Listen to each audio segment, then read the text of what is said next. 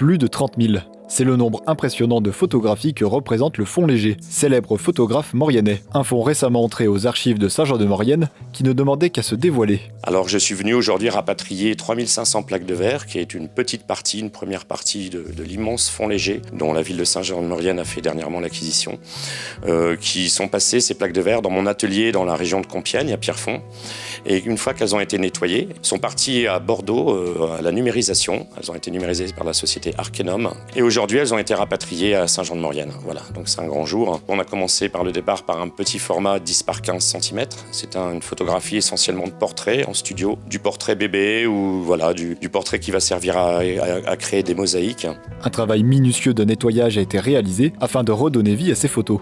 Alors, le nettoyage de la plaque de verre, en fait, on va commencer par dépoussiérer la gélatine, qui est une gélatine de bœuf dans laquelle il y a la molécule argentique. On va nettoyer ça avec une brosse en poil de chèvre. C'est un simple dépoussiérage parce qu'on ne peut pas intervenir plus sur la gélatine au risque de la dégrader. Ensuite, la plaque de verre en tant que telle va être nettoyée. Le support verre, qui est de l'autre côté, va être nettoyé avec une solution en fait, à base d'alcool à 99 et d'eau distillée. Et ensuite, on les sèche avec un chiffon antistatique. Voilà. Après, chaque plaque de verre, on fait un relevé des informations techniques et sanitaires. On va relever aussi s'il y a des informations sur la plaque de verre, en l'occurrence un numéro, un nom, une date qui va nous informer après pour la description en fait, du contenu. Et on va procéder aussi à la description sanitaire. Est-ce que la plaque de verre a été cassée, brisée? Est-ce qu'elle est fêlée? Est-ce qu'elle a une dégradation chimique? Est-ce qu'elle a une dégradation biologique? Est-ce que sa gélatine est correcte ou est-ce qu'elle est lacunaire? On va enchasser la plaque de verre dans une petite pochette 4 rabats dans un papier spécial. C'est un papier photosafe. Ce sont vraiment des conditionnements pour la conservation pérenne de ces documents et elles vont partir ensuite à la numérisation. Un véritable trésor pour les archivistes et les restaurateurs qui découvrent avec surprise des scènes de vie d'une autre époque. Sur cette première vague, j'ai eu la surprise tout de même qui était une surprise agréable, c'est de voir que les premières plaques de verre en fait Joe Léger en fait indiquaient des informations de nom et de date sur les plaques. Donc ça c'est intéressant parce que ça va bien nous renseigner. Il y a de très très belles photos de conscrits, des conscrits de Saint-Jean-de-Maurienne et des conscrits des environs.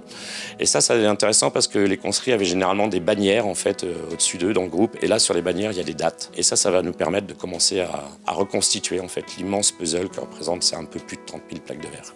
Si le support a changé, la technique reste identique aujourd'hui. Dès le départ du procédé, les photographes procédaient à ce qu'on appelle la repique. En fait, ils vont travailler avec une pointe, généralement c'est de l'encre de Chine ou du graphite, et ils vont gommer, en fait, ils vont masquer toutes les petites imperfections, des boutons, des rides. Donc c'est l'ancêtre du Photoshop. Et c'est assez amusant de voir ça parce qu'on se dit que de toute façon, la retouche en photographie, ça a toujours eu lieu.